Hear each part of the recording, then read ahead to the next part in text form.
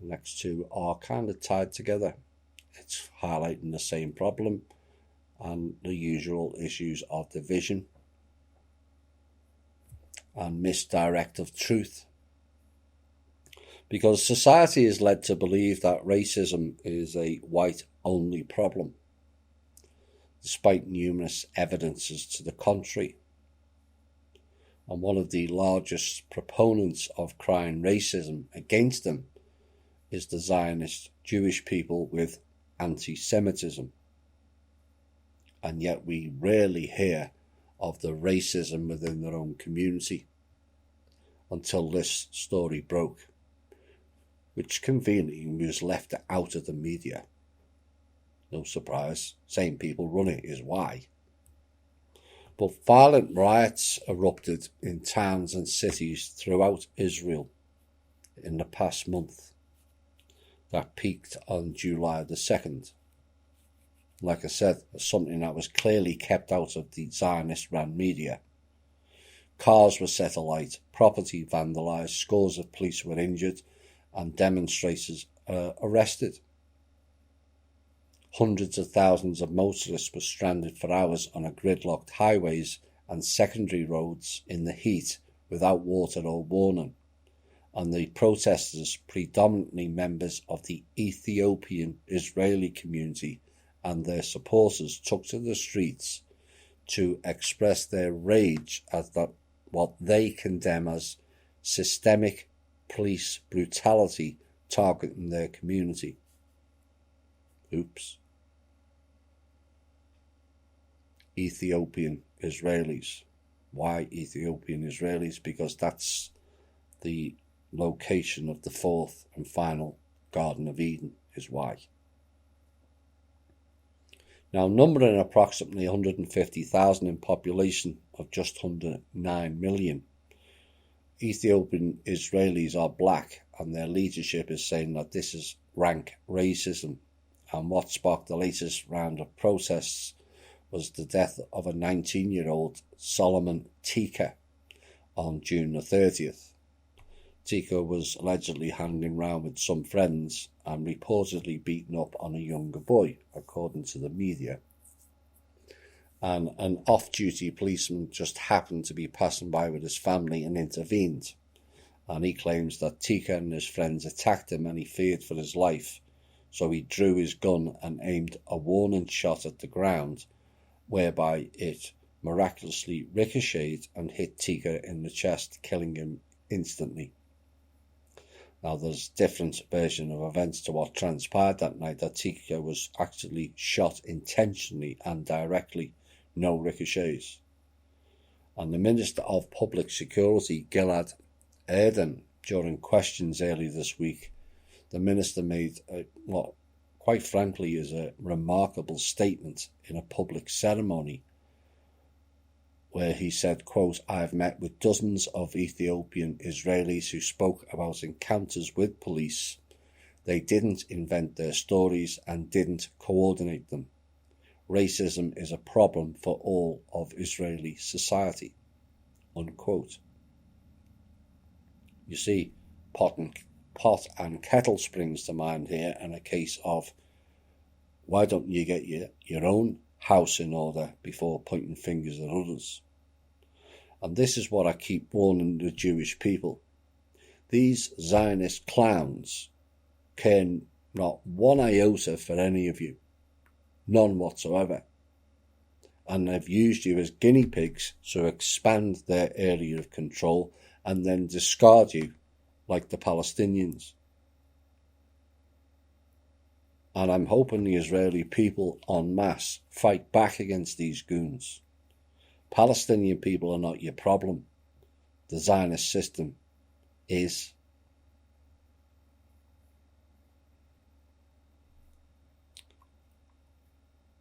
Whilst that was going on, we got this story in.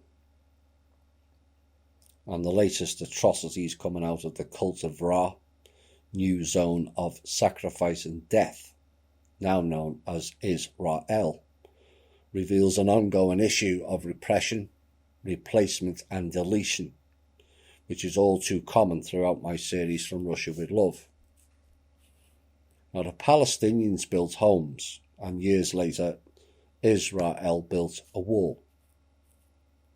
And now they're telling them those homes must be demolished because they are too close to the wall.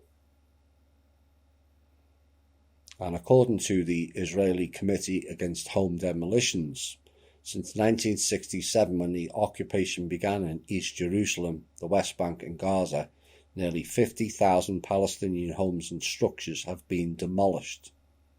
50,000 homes, displacing hundreds of thousands of Palestinians and affecting the livelihoods of thousands of others.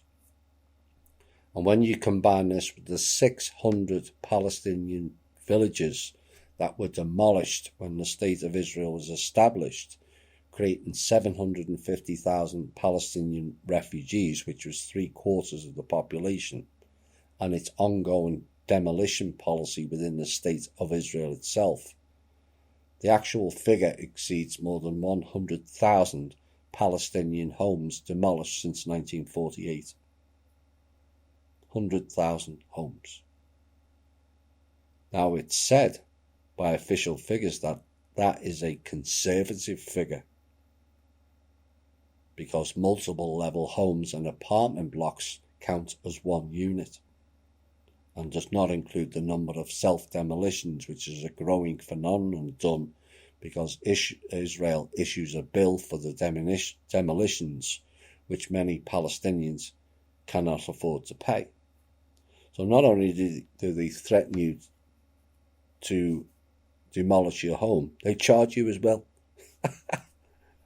Who are they? Well, no, they're not people. Let's put it bluntly. And the world needs to wake up to these goons. Now, Palestinian homes are demolished for various and sundry reasons, and the land they own has been declared by Israel agricultural land or open green space. And they have no building permits, which the Israeli authorities refuse to grant to the Palestinians. The slope of their land is adjudged as too steep. Their houses are too near settlements or Israeli-only highways. Like, that's not racism in and of itself. Israeli-only highways. Despite the fact that the houses were there first, or out of collective punishment for some action the punished people had nothing to do with. The clearing of vast tracts of land for military security purposes, the destruction for the sake of expanding roads, settlements and the separation barrier, houses cleared to make passage safe for settlers or other security purposes, homes representing collateral damage and more. They are the list of excuses to knock down the homes.